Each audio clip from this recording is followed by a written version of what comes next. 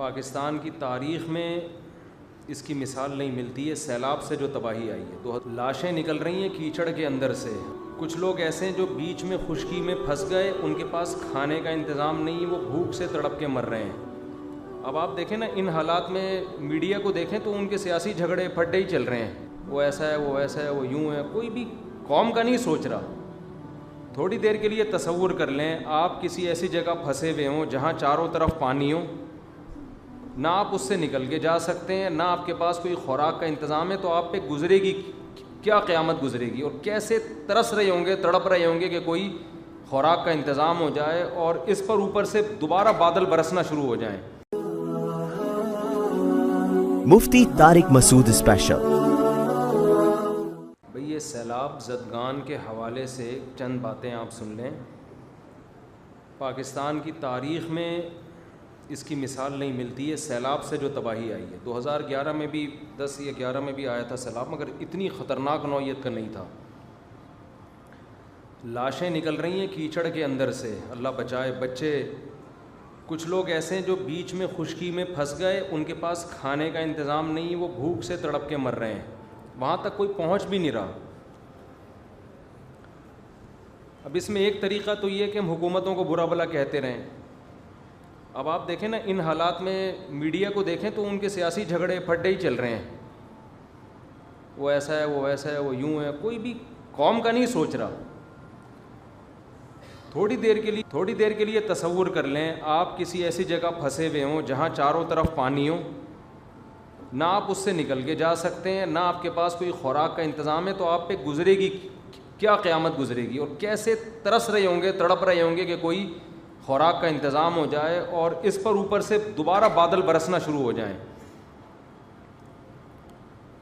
تو اس موقع پہ ہماری بہت بڑی ذمہ داری ہے کہ ہم اس قسمہ کرسی میں جو لوگ پڑے ہوئے ہیں ہم ان کو بے یار و مددگار نہ چھوڑیں. اچھا, اس میں ایک گڑبڑ یہ بھی ہے کہ جب بھی ملک میں اس طرح کے حالات آتے ہیں بہت سے فراڈی لوگ ان حالات کو کیش کرا کے اپنی جیبیں بھرنا شروع کر دیتے ہیں, کیونکہ لوگوں کے دل میں ایک جذبہ ہوتا ہے نا تعاون کا. کسی نے بھی کہہ دیا میرے ماموں کا وہاں گھر ٹوٹ گیا, لے بھائی اتنے پیسے لے لے. کسی نے بھی کہہ دیا میرے خالہ کے ساتھ وہاں بیوہ خالہ تھیں ان کا بیچاری کا گھر ٹوٹ گیا, لے بھائی اتنے پیسے. یہ کام آپ نے نہیں کرنا, کیونکہ بہت سے فراڈی لوگ کیش کرا رہے ہوتے ہیں اس قسم کے حادثات کو. آپ کہہ سکتے ہیں فراڈی ہوگا تو وہ جانے, اللہ جانے, ہم نے تو پیسے دے دیے نا. بھائی آپ کے پیسے دینے سے نقصان یہ ہوگا کہ جہاں لگنے چاہیے تھے وہاں نہیں لگتے. یا تو آپ کے پاس اتنا پیسہ ہوتا نا, آپ پھینکتے رہو بیٹھ کے کہ چلو فراڈی ہے تو بہت سے نیک لوگ کو بھی لگ جائے. آپ نے تو محدود پیسہ دینا ہے نا. تو ایسے موقع پہ سب سے بہتر طریقہ تو یہ ہے کہ جو ہمارے تاجر لوگ ہیں وہ خود اپنی گاڑیوں میں جائیں. میں 2010 میں یا 11 تھا, ہم لوگ کشتیوں میں گئے تھے اندر, کشتیوں میں, کیونکہ گاڑیوں کے راستے بند ہو گئے تھے. وہ کشتیاں ان جگہوں پہ چلی ہیں جہاں اصل میں خشکی تھی, لیکن اتنا پانی کھڑا ہو گیا تھا کہ ہم لانچوں کے ذریعے اندر گئے اور اندر گھر گھر جا کے ہم نے خوراک تقسیم کی تھی. تو اصل تو یہ ہے کہ خود سے جائیں. میرا بھی ارادہ ہے انشاءاللہ ان قریب سفر کرنے کا, بلوچستان یا سندھ کی طرف میں بھی جاؤں گا انشاءاللہ. جو ٹوٹا پھوٹا ہم سے تعاون ہو سکا ہم کریں گے انشاءاللہ. اور میرا ارادہ ہے پاک ایڈ ویلفیئر ٹرسٹ کی طرف سے جانے کا, کیونکہ جو ٹرسٹ ہوتے ہیں جو ریلائبل ٹرسٹ ہوتے ہیں ان کو اندر کے حالات پتہ ہوتے ہیں. اب ہم جائیں تو ہم تو اجنبی ہیں نا, تو ہمیں کیا پتہ کہ کہاں کیا ہو رہا ہے. تو خود سے میرا بھی ارادہ ہے انشاءاللہ جانے کا, لیکن آپ بھی کوشش کریں خود سے جائیں, اور ایسا نہیں کہ کنارے پہ بس خوراک بانٹ کے آ جائیں آپ لوگ. ہمیں بہت افسوس کے ساتھ کہنا پڑتا ہے کہ جب میں 2010 یا 11 تھا, مجھے صحیح وہ سال یاد نہیں ہے, میں گیا تھا سیلاب زدگان کی مدد کے لیے, تو میں نے بعض ٹرسٹوں کو دیکھا, بعض, سب کی بات نہیں کر رہا, خوب سمجھ لیں. بعض لوگ کیا کر رہے تھے, شہر میں نا لائن لگا کے خوراک بانٹ رہے ہیں, ویڈیو بنا رہے ہیں اور میڈیا پہ ڈال رہے ہیں, اور اندر بالکل بھی کام نہیں ہے جہاں لوگوں کو زیادہ ضرورت ہے. جو پانی میں اندر دور دراز گاؤں میں لوگ پھنسے ہوئے ہیں ان تک کوئی بھی نہیں جا رہا تھا. کچھ تھے مخلص, کوئی بھی نہیں جا رہا کا مطلب نہیں کوئی بھی نہیں, کچھ تو مخلص ہر جگہ ہوتے ہیں, لیکن بہت سے لوگ یہ کام کر رہے تھے. ہمیں افسوس اس پر ہو رہا تھا کہ یار جہاں چینل کی طرف سے کوریج ہو رہی ہے وہاں تو ایسی خوراکیں بانٹی جا رہی ہیں جہاں کوئی چینل والا جانے کے لیے تیار نہیں ہے. اب یہ سوشل میڈیا اس وقت زیادہ متحرک نہیں تھا, تو جو جہاں کوریج نہیں ہو رہی, اندر پانیوں میں جا کے چھوٹی چھوٹے جزیرے بنے ہوئے ہیں, خشکی ہے, وہاں تو کوئی بھی نہیں جا رہا. وہاں چونکہ کوئی کوریج دینے کے لیے تیار نہیں ہے تو وہاں خوراکیں تقسیم نہیں ہو رہی ہیں. تو یہ بھی کچھ تھوڑا سا, بعض ٹرسٹ ایسے ہیں جن پہ ٹرسٹ نہیں کیا جا سکتا. اچھے بھی ہیں برے بھی ہیں, دونوں طرح کے ٹرسٹ چل رہے ہیں. بعض لوگ تو ٹرسٹ بناتے ہیں بلیک منی کو وائٹ کرنے کے لیے, ایسے بھی ٹرسٹ ہوں گے. یقیناً ہے ہمارے ملک میں سب کچھ ہوتا ہے تو یہ کیوں نہیں ہوتا.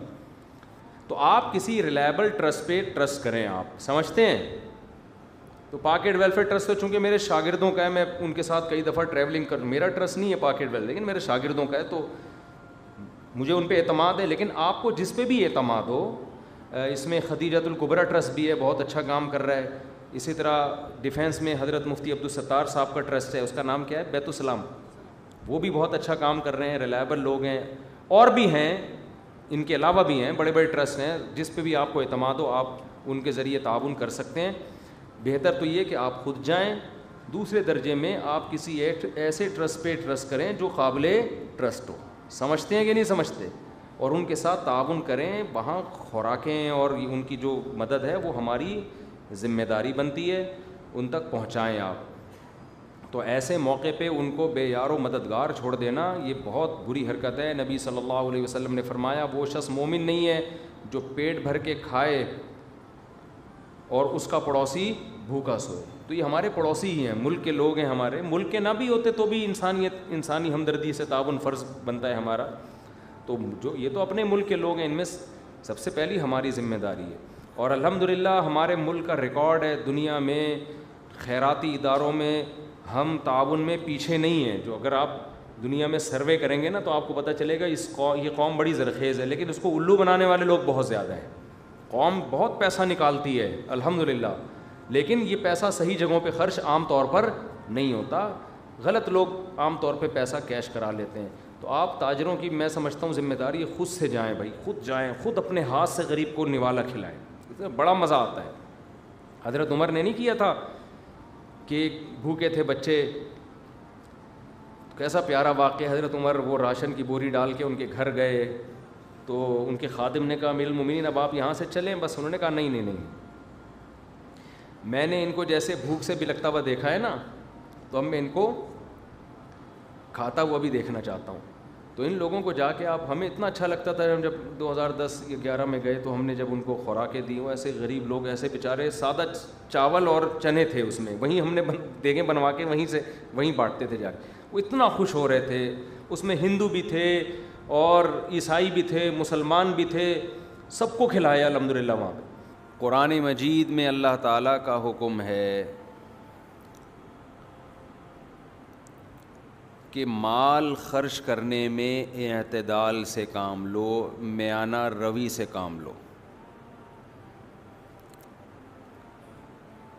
وَلَا تَبْسُطْهَا كُلَّ الْبَسْطِ وَلَا تَجْعَلْ يَدَكَ مَغْلُولَةً إِلَىٰ عُنُقِكَ وَلَا تَبْسُطْهَا كُلَّ الْبَسْطِ.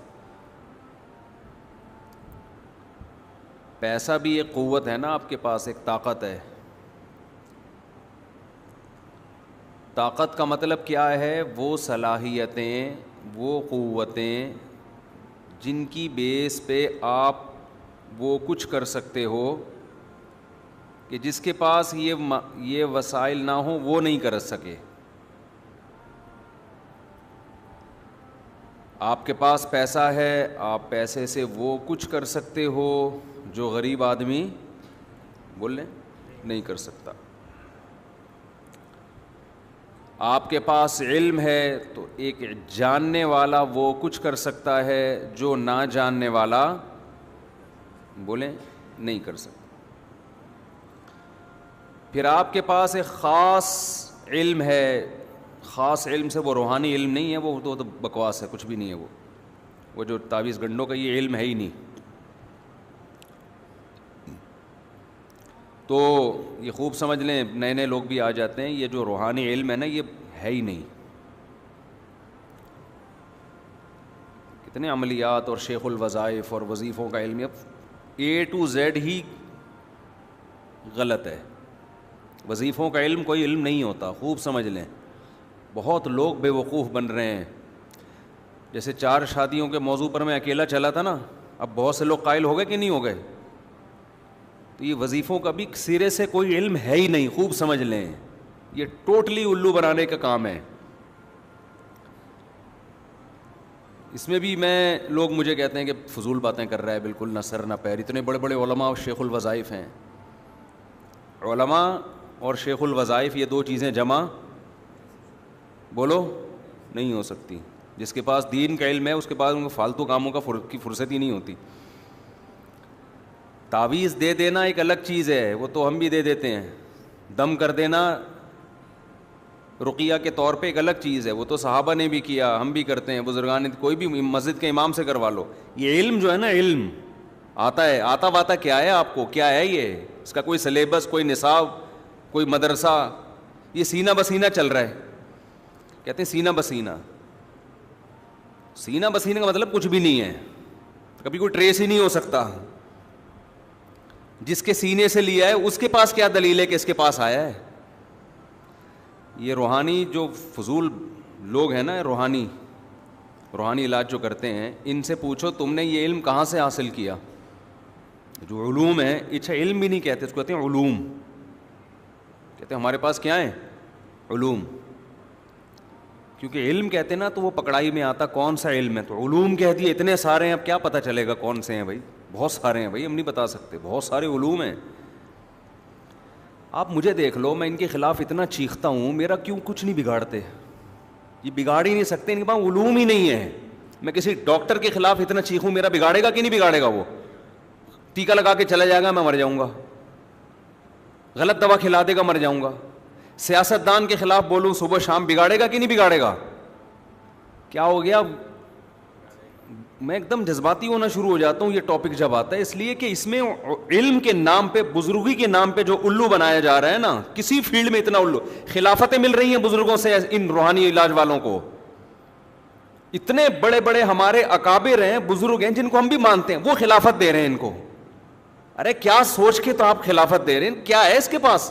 یہ شیخ الوظائف ہیں. یہ جب بڑے علماء کو ان لوگوں نے بیوقوف بنایا ہوا ہے, تو آپ اور میں کس کھیت کی مولی ہیں. میں ان بڑے علماء سے بدگمان نہیں ہوتا, یہ خوب سمجھ لیں. لوگ کہتے ہیں اتنے بڑے حضرت جی سے خلافت ملی ہے, یہ کیسے غلط ہو سکتے ہیں. تو میں ان بزرگ سے بدگمان نہیں ہوتا. کہتا ہوں یار, میں کہتا ہوں یہ اتنا ہوشیار ہے کہ اس نے اتنے بڑے بزرگ کو بھی الو بنا دیا ہے. ہوتے ہیں بزرگ بھی بیوقوف بن سکتے ہیں, یہ کوئی ایسا نہیں ہے کہ کوئی بزرگ ہو اس کو آپ, انسان ہے نا. وہ نہیں آ رہی سمجھ میں, ایسی ٹھیک تھا جو وہ پرانا اسٹائل ہی ٹھیک. ارے بزرگ انسان میں ہوتا ہے کہ نہیں ہوتا, اس کو بیوقوف بنانا, ہر انسان کو بیوقوف بنانا ممکن ہوتا ہے. وہ کوئی لوہے کا بنا ہوا نہیں ہوتا. کچھ لوگوں کو مشکل ہوگا, کچھ کو آسان ہوگا, لیکن یہ نہیں ہے کہ کوئی انسان ایسا بن جائے کہ اب وہ اس کو کوئی کبھی بیوقوف کا لفظ ذرا نامناسب ہے, یوں سمجھے دھوکہ دینا. یہ بیوقوف کا لفظ ہٹاتے ہیں ہم, کہ کسی بھی بزرگ کو دھوکہ دینا یہ ممکن ہے. لوگوں نے پیغمبروں کو دھوکے دیے ہیں. ہمارے نبی صلی اللہ علیہ وسلم کے پاس منافقین آئے تھے نا, اسلام ظاہر کر کے کہ ہمارا قبیلہ مسلمان ہوا ہے, کچھ لوگوں کو بھیج دیں علماء کو, ہم ان کو تبلیغ کریں گے. ایسی چکنی چپڑی باتیں کی کہ ہمارے نبی صلی اللہ علیہ وسلم نے حفاظ اور علماء صحابہ کو بھیجا, انہوں نے لے جا کے سب کو شہید کر دیا. تو منافقین تو پیغمبر صلی اللہ علیہ وسلم کو بھی دھوکہ دے سکتے تھے. تو بشر ہیں, انسان ہیں. اللہ نے پھر آپ کو مطلع کیا, لیکن جو نقصان ہونا تھا وہ ہو گیا. تو یہاں یہ جو روحانی علاج والے ہیں, یہ بھی بزرگوں کو دھوکہ دیتے ہیں, بیوقوف بنا دیتے ہیں. بزرگ بیچارے انسان ہیں, وہ خلافت دے دیتے ہیں کہ اتنا نیک آدمی تو میں نے پہلی دفعہ دیکھا ہے. بلکہ وہ سوچ رہے ہوتے ہیں جن کو دیوی ہے ان سے لے کے انہی کو دو. اصل تو یہ ہے, یہ ایسے چکنی چپڑی باتیں کرتے ہیں یہ جو وظیفوں کے شیخ ہوتے ہیں. چھوڑ دو. نہیں چھوڑیں گے, مجھے پتہ ہے نہیں چھوڑیں گے. ہم تو مدرسوں میں سمجھا کے تھک گئے. ہمارے اپنے شاگرد جاتے ہیں روحانی عاملوں کے پاس, خلافتیں لے کے آ رہے ہیں, ایسے چکنی چپڑی باتیں کرتے ہیں یہ. اور مجھے تو کم از کم یہ نہ بتایا کریں کہ وہ جو روحانی عامل ہے وہ تبلیغی ہیں, تو وہ جہادی ہیں, وہ آپ کے فلانے کے خلیفہ اور ڈمکانے. میں ان سے قطعاً متاثر بولو نہیں ہوتا. مجھے ان کی اوقات پتہ ہے الحمدللہ. جس کا دنیا میں کوئی کاروبار نہ چل رہا ہو وہ تعویذ گنڈوں کا بزنس کرتا ہے, خوب سمجھ لو. اور یہ جو کہتے ہیں نا پیسے نہیں لیتے, یہ بہت ہوشیار ہوتے ہیں جو پیسے نہیں لیتے. حقیقت بتا رہا ہوں, میں جب نکاح کی فیس نہیں لیتا تھا زیادہ پیسے آتے تھے. اب جب فیس متعین کر دی 1 روپیہ بھی کوئی اس سے زیادہ نہیں دیتا. حقیقت ہے. جب نکاح کے پیسے نہیں لیتا تھا نا تو جیب میں ہاتھ ڈالے ہدیے کے طور پہ جتنے آئے دے دیے. نہیں میں نے کہتا نہیں بھائی میں پیسے نہیں لا رہے, مفتی صاحب پکڑے نا. اب جب ہم نے فیس متعین کر دی تو اب بارگیننگ ہو رہی ہوتی ہے. ہمارا جو بندہ ہے نا, یار تھوڑا کم کر لیں, آدھے کر لیں, یار غربت ہے, مہنگائی ہے, اس طرح کی. تو جو نہیں پیسے لیتے وہ اپنے زعفران بیچ رہے ہوتے ہیں. ایسے بھی ہیں کہ بھائی مجھے پیسے ویسے نہیں چاہیے, یہ زعفران ہے اور اونٹ کی چھال ہے, پتہ نہیں وہ کیا. اچھا پھینکنے پر گورنمنٹ نے کوئی پابندی نہیں لگائی. تعویذ لکھو زعفران سے, کیوں کیا ہے زعفران؟ بھائی یہ علوم ہے نا, علوم ہے, ہمارے پاس ہے, تمہارے پاس تھوڑی ہیں. یہ تعویذ کس سے لکھا جائے گا؟ زعفران سے. ابے کیوں لکھا جائے گا؟ علوم ہمارے پاس ہیں, تمہارے پاس نہیں ہے. کہاں سے آئے علوم؟ بھائی 2 زانوں بیٹھنا پڑتا ہے بڑے بڑے لوگوں کی خدمت میں. جن کے پاس بیٹھے وہ کہاں بیٹھے تھے؟ وہ اپنے بڑے کے پاس بیٹھے تھے. وہ کہاں بیٹھا تھا؟ آخر میں سلسلہ کون سے کدھر جا کے ملتا ہے؟ پتہ نہیں کہاں جا کے ملتا ہے. صحابہ تابعین سے تو نہیں ملتا, نہ کسی انگریز سیاستدان سے ملتا ہے, نہ کسی یونانی حکیم سے ملتا ہے. ایسے ہی ہے جیسے آپ ایک ریگستان میں سفر کر رہے ہیں, آگے پتہ ہی نہیں, خانیوال پہ جا کے 2 ہوتے ہیں نا, ایک سرگودا الگ اور لاہور الگ. خانیوال پہ جا کے آپ کو جنگل میں بھیج دیا, کہاں جا رہا ہے بھائی؟ بس جا رہے ہیں, کوئی سر کوئی پیر نہیں. اور ان کا اثر انہی پر ہوتا ہے جو ان لوگوں پر یقین رکھتے ہیں. اب آ گئی یہ بات تو میں اس کو ذرا نمٹاؤں نا, پھر آدھی بات سے پھر آدھے کلپ بنتے ہیں. تو کیا کہہ رہا تھا میں یار, وہ اعتدال تو ابھی آ رہا ہوں. اچھا مجھے بھی لوگ کہتے ہیں آپ روحانی علاج والوں کے رد میں اعتدال سے کام نہیں لیتے. جو میں اعتدال دیکھو اعتدال کی ڈیفینیشن کیا ہے. اعتدال کا مطلب یہ نہیں ہے کہ 2 پوائنٹ آپ نے متعین کی اور میں اس کے بیچ میں آ جاؤں. 2 حدوں کے درمیان کو اعتدال کہتے ہیں نا, لیکن وہ حد آپ تھوڑی متعین کریں گے. حد شریعت متعین کرے گی. جہاں شریعت نے رہنمائی نہیں کی وہاں عقل متعین کرے گی. اس کی مثال ایسے جیسے لوگ کہتے ہیں کہ قادیانیوں کے بارے میں اعتدال سے کام لو, ان کو کافر نہ کہو. اعتدال یہ ہے کہ آپ ان کو یہ کہہ دو کہ بھئی یہ ٹھیک ہے مسلم نہیں ہے, لیکن کافر نہ کہو. کافر کہنا بے اعتدالی ہے. یہ بے اعتدالی کی ڈیفینیشن آپ نے خود متعین کی ہے. ہم کہتے ہیں اعتدال یہ ہے کہ کافر کہو, بے اعتدالی یہ ہے کہ قتل کے فتوے نہ لگاؤ. یہ حد سے زیادتی ہو. تو حد متعین کون کرے گا؟ شریعت متعین کرے گی. اس حد کو کراس کرنا بے اعتدالی ہے. جہاں شریعت نہیں ہے وہاں کون متعین کرے گی؟ عقل. ایک جعلی حکیم, ایک جعلی ڈاکٹر بیٹھا ہے جس کو کچھ بھی نہیں پتا, وہ علاج کر رہا ہے. ہم کہیں گے نا اس کے کلینک بند کراؤ, اس کا مطلب بند کراؤ, دھرنے دو, جلوس نکالو. اس طرح کے لوگ لوگوں کی صحتوں سے کھیل رہے ہیں. ایک آدمی کہہ رہا ہے بے اعتدالی کر رہے ہو, تو یہ بے اعتدالی کہلائے گی؟